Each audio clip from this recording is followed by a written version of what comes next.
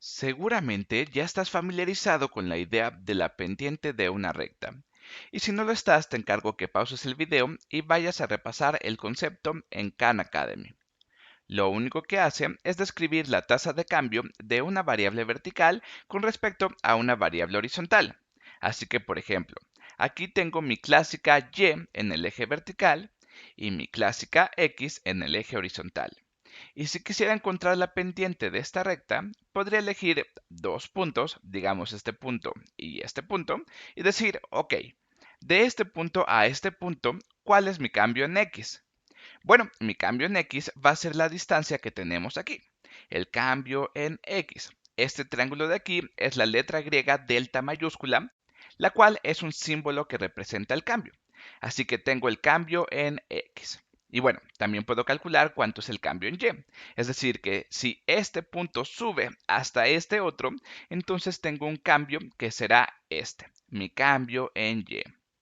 Y luego podemos definir la pendiente como el cambio en y entre el cambio en x.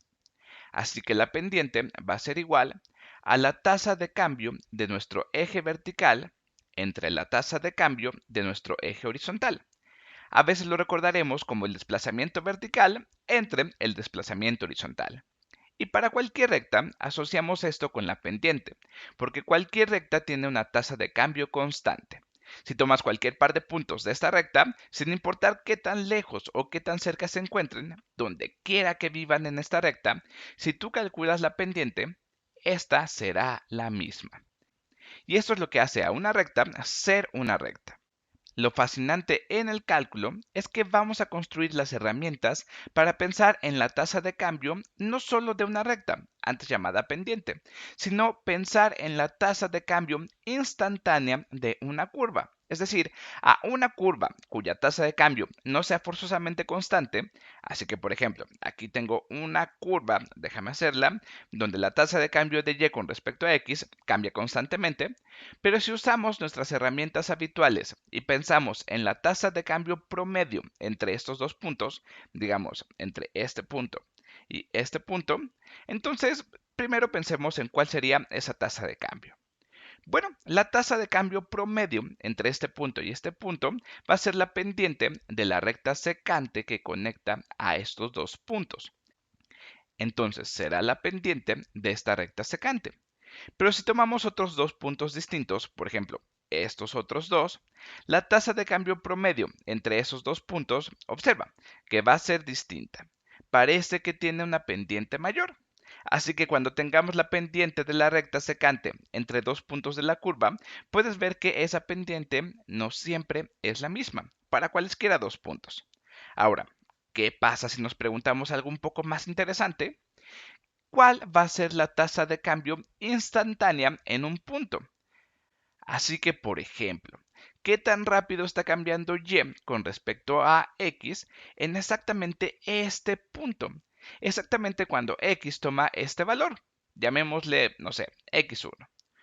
Bueno, la forma de pensar la respuesta es trazar una recta tangente en ese punto. Es decir, una recta que solo toque a este punto de la curva. Y podemos calcular la pendiente de esta recta tangente. Bueno, esta será la tasa de cambio instantánea en ese punto. Así que en este caso, la recta tangente se va a ver así. Si sabemos la pendiente de esta recta, entonces podemos decir que esa es la tasa de cambio instantánea para ese punto. ¿Y por qué digo instantánea? Bueno, piensa un poco en el video sobre Usain Bolt y los velocistas. Si quieres saber la tasa de cambio de Usain Bolt y lo piensas en un instante dado, bueno, tal vez esto describa su posición con respecto al tiempo. Y si y fuera la posición y x fuera el tiempo, usualmente denotamos a t para el tiempo, pero imagina que en este caso es x. Entonces, si hablamos de lo que pasa en este justo momento, estaríamos hablando de la tasa de cambio instantánea. Y esta es la idea central del cálculo diferencial, que se le conoce con el nombre de derivada. La pendiente de la recta tangente también la puedes llamar la tasa de cambio instantánea. Y estoy poniendo signos de exclamación porque esto es muy importante. Así que, ¿cómo denotamos una derivada? Bueno, la primera forma es usando lo que se conoce como la notación de Leibniz. Leibniz es uno de los fundadores del cálculo junto con Isaac Newton.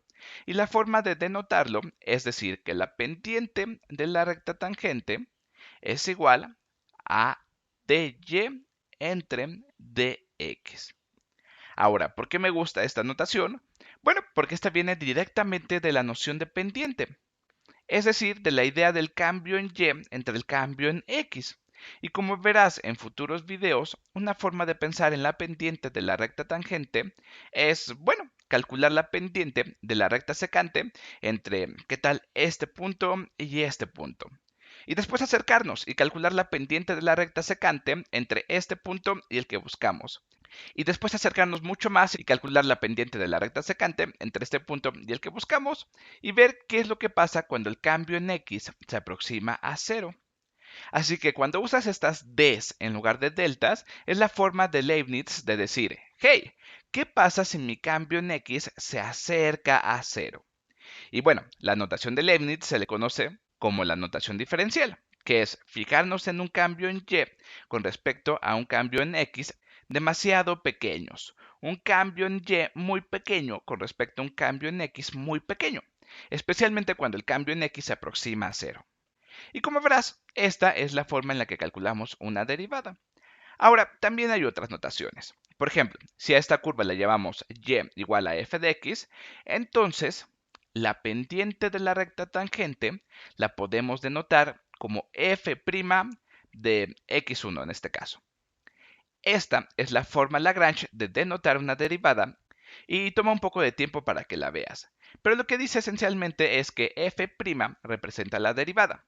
Lo que nos dice es que tenemos la pendiente de la recta tangente para un punto dado. Así que si tú ingresas una x en esta función, obtienes su correspondiente y. Pero si tú ingresas una x en f', obtienes la pendiente de la recta tangente en ese punto.